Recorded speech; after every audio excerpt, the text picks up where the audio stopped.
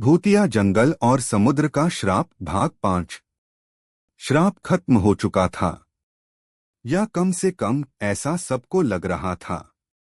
राज, Lara और माया अब गांव लौट आए थे। लारा वापस आ चुकी थी, लेकिन वह अब भी अजीब महसूस कर रही थी। जब वह शीशे में खुद को देखती तो उसे कभी कभी अपनी आंखों में अजीब सा अंधेरा नजर आता। वह यह बात किसी को नहीं बताना चाहती थी, खासकर राज को, क्योंकि वह नहीं चाहती थी कि वह फिर से परेशान हो। लेकिन कुछ ही दिनों में अजीब घटनाएं दोबारा शुरू हो गईं। लारा का बदलता व्यवहार। लारा पहले की तरह थी, लेकिन कभी कभी वह खोई खोई लगती। एक रात राज की आंख खुली तो उसने देखा कि लारा कमरे में नहीं थी। लारा? वह बाहर निकला और देखा कि लारा समुद्र के किनारे खड़ी थी, अंधेरे में किसी से फुसफुसाकर बातें कर रही थी।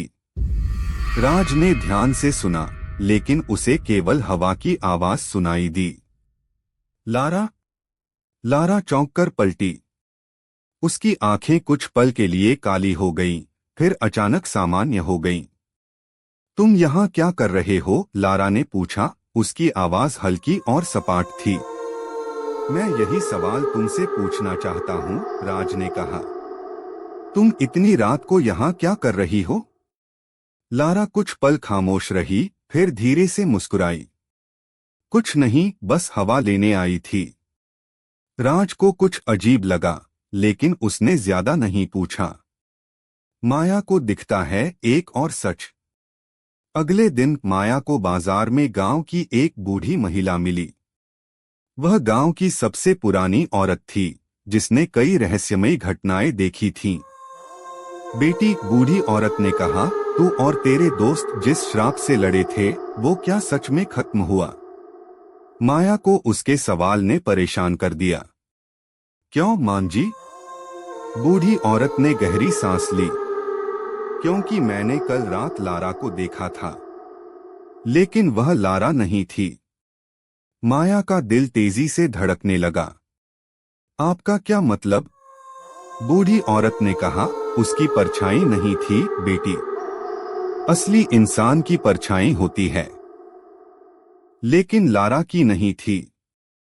माया ने तुरंत राज को यह बात बताने का फैसला किया। भयानक सच्चाई। माया और राज ने मिलकर लारा पर नजर रखने की योजना बनाई। एक रात वे चुपचाप उसके कमरे में झांक रहे थे। लारा शीशे के सामने खड़ी थी, लेकिन जो उन्होंने देखा, उसने उनके रोंगटे खड़े कर दिए। शीशे में लारा का प्रतिबिंब वैसा नहीं था जैसा उसे होना चाहिए था। उसकी आंखें पूरी तरह काली थीं, और वह अजीब तरह से फुसफुसा रही थी, जैसे किसी से बात कर रही हो। अचानक उसका प्रतिबिंब उसकी असली लारा से अलग हो गया। अब बहुत हुआ, माया ने फुसफुसाकर कहा।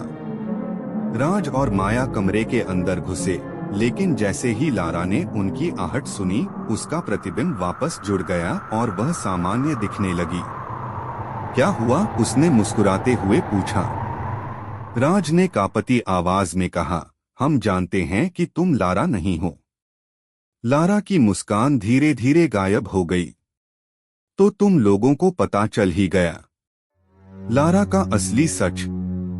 अचानक लारा की आंखें पूरी तरह काली हो गईं और कमरा ठंडा पड़ गया।